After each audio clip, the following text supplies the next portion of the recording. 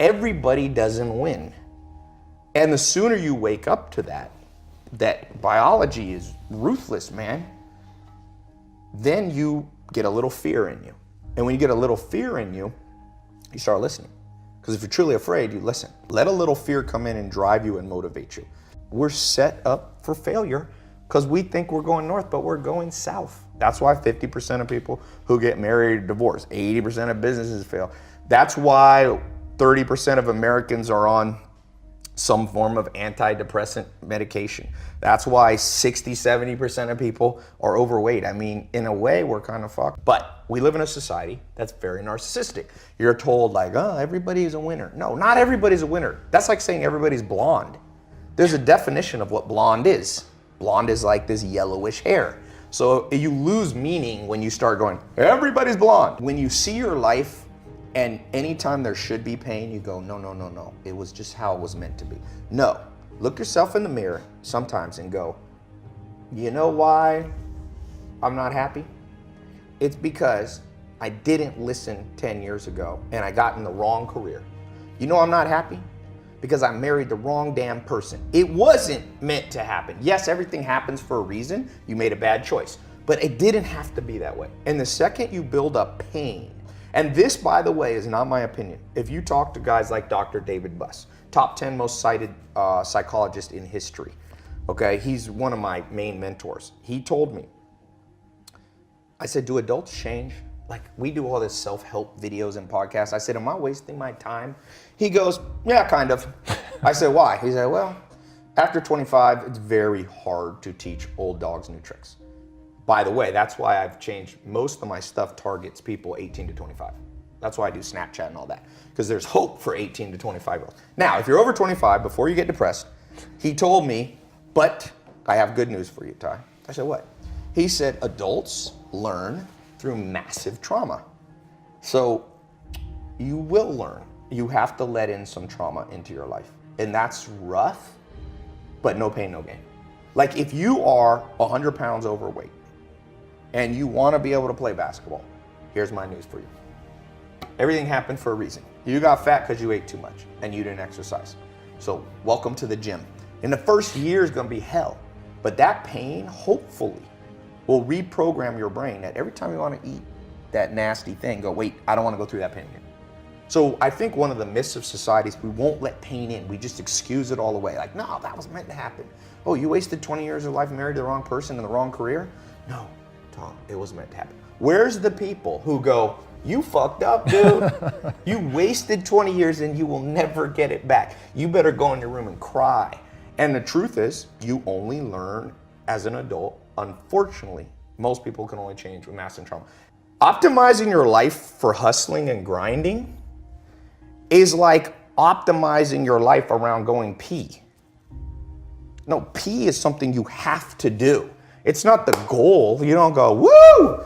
You know what my goal is? Hit the toilet 7 times a day. No, but you have to do it to survive. So grinding and working hard and hustling is not what you optimize for. It's pain. Why would you optimize for pain? But it is a necessity. And if you look at an actual scientific explanation of what makes you successful, it is not just hard work. If that's true, construction workers would be the wealthiest people in the world. Waiters and busboys, they work harder than the owner. The most scientific psychometric personality test is called Hexaco. It's more accurate than Big Five, which used to be. It's much more accurate than Myers-Briggs, INFJ, ENTP, all that stuff. So Hexaco tests you on 26 facets of your personality. And one of them is called conscientiousness. And it's been proven over and over by scientists, conscientiousness is the most correlated with business success. Define conscientiousness. So then it divides into 4 sub-facets. Organization, perfectionism, diligence, and prudence. So the real truth is hard work is 25% of the formula because diligence is known in the common language as hard work, okay? So if you just think diligence alone will get you success, you're like a basketball player that thinks you'll play in the NBA because you can shoot free throws. You ever seen the best free throw shooters in the world? They're old 70-year-old men who shoot underhanded, but they don't play in the NBA because the NBA is not all about free throws. So NBA is scoring, defense, free throws maybe is one component, rebounding, assists, there's a lot of components. So the other three you have to get good at. So the first one is perfectionism. People, you have to know how to double check your work. It's that simple. It doesn't mean you're always a perfectionist, but it means when it's important, when you're a pilot of an airplane, double check before you go. If you get on a plane, you hear the pilots double checking, the co-pilot going, hydraulics. And the guy goes, hydraulics. And that's why planes don't crash. And it's called 6 Sigma. It's 3 defects per million. Your goal in business and in life on the important things is to make 3 mistakes per million transactions. And the only way you do that is by being a perfectionist in terms of double checking. So that's 25%.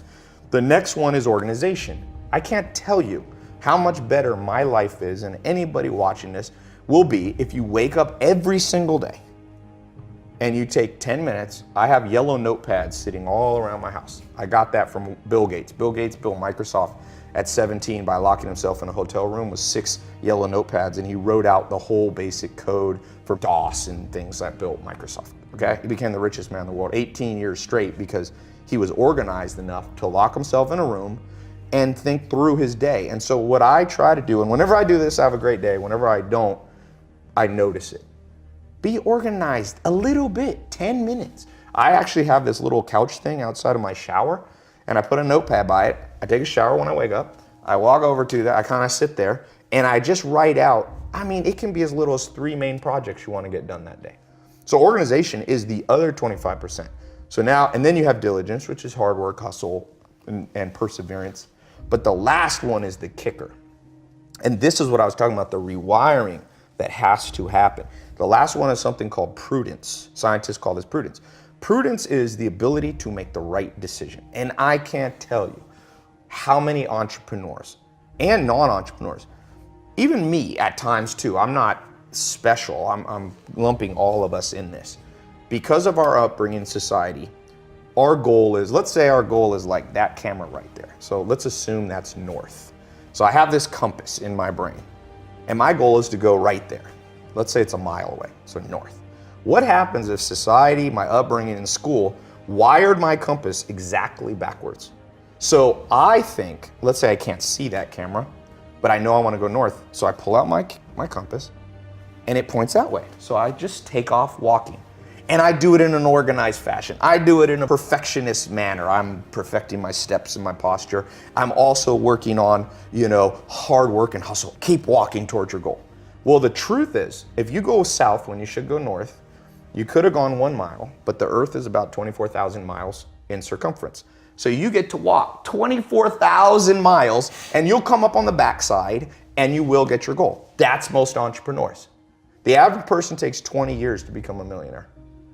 90% of businesses fail within the first 5 years, 80 to 90, depending on what statistic. Most people, I did the math once, the average American has $60,000 saved by the time they're about 60 years old. So my answer, I did the math, you can do this with a simple financial calculator. Everybody in America, your parents, everybody you know will be a millionaire if they live to 160. At 160 years old, if you take 60 grand at age 60 and you give it a decent return on investment, 8%, 10%, you'll be a millionaire at 160. But the problem is, the great philosopher, I think it was Aristotle or Socrates, said, the problem is art is long, but life is short. The art of living and getting to your objective is long, but it doesn't have to be. It's long if your compass is backwards. So the whole point of what I was saying about adventure at the beginning is I'm trying to take my south and point it to the true north. And you have to learn that from books and mentors and life experience and listening and finding in-person mentors and all those things. They help adjust your compass. And most people are gonna get what they want just about 40 years longer. Are there like key principles though that you can use to turn that compass so north actually points north? Yes. First one is just like Alcoholics Anonymous, admit you're lost. And that one's hard for people. You tell people, even for me, sometimes I want to think I'm smart and I got it all figured out. And sometimes I'm like, wait a sec, I'm still lost. And the acquiescence, the admittance of the fact that you're still lost it gets you on track a lot faster. So if you're watching this and you feel lost, it's better to just sit down and be like, I'm lost. Because the day you admit you're lost is the day you allow yourself to be found by people who can give you a tip. But what's the equivalent of that? Because obviously if you're an entrepreneur, nobody's looking for you. So that's the one They are catch, though. right? Who is? They are. You go to Barnes & Noble, people selling their books. They're looking for you as a customer. So read. Read. I mean, the fact that people argue with me on this reading thing, and people argue with me about mentors. No, just use your own gut feeling. Is that how you learn English? When you were 2 years old, you used your gut feeling to start conjugating verbs? No, you learn from other people. You learn manners, you learn language, you learn all things valuable. You learn to drive from another person. So doesn't it make sense you learn life? So books are just the mentors who maybe are dead now. You want to learn about Steve Jobs? He ain't alive to teach you. But you can learn through accumulated wisdom. And that's why, trust me,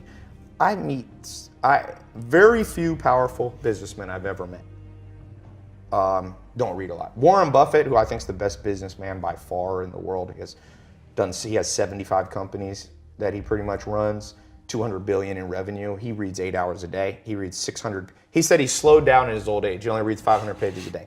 Bill Gates goes on reading vacations. Mark Zuckerberg just started a reading once a week book club on Facebook. It already got a couple million followers. And now with audio books, there's no excuse. You got YouTube videos.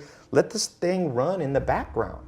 And it's better if you can find it. I mean, better than books is in-person mentor. That's why I do a podcast. I started Google AdWords in 2001. Okay, I got lucky. I just stumbled and I was one of the first people to ever use online advertising. I was in, I think, the second month Google AdWords launched. Whoa. And there was no YouTube videos. There was no Perry Marshall books. There was nothing. You just kind of wasted money to learn. Now, we're the most spoiled generation. Everything, this computer on this phone, iPhone 7, is more powerful than the first rocket that put man on the moon. That cost billions of dollars. Now we get that for under $1,000. And people are still like, I'm lost. Yes, you're lost. Sit down and then open up Safari and go, how to do Google Ads. And you're gonna come up, let's see what I come up with. AdWords, they have their own tutorial. WordStream, Jumpify, you got some paid stuff. Then you have some free stuff on HubSpot. If you sit in a chair, Charlie Munger calls it assiduity. Put your ass in a chair. Sit there and focus without being, the average American right now, the average person in the world, our attention span has dropped to 5 seconds. The sad news is the average goldfish has 6 seconds. We're now competing with goldfish and the goldfish are winning.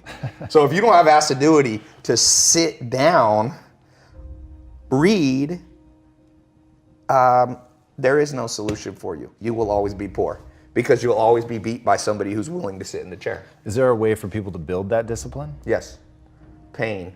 And that's why I'm not a big believer in delusion. You asked me one of the rewiring things we have to do in this world. I'll tell you one. You ever heard this myth? Everything happens for a reason, so just accept it. Well, there's kind of truth to that. If I jump off a building and break my legs, yes, everything happened for a reason. The reason was gravity. Like that's why you break your legs, and physics. Legs brittle, concrete not brittle. So, but people interpret everything happens for a reason, be like, well, I was meant to learn from that thing, and then BS. Read Richard Dawkins' The Selfish Gene, one of the most important books written in the last century.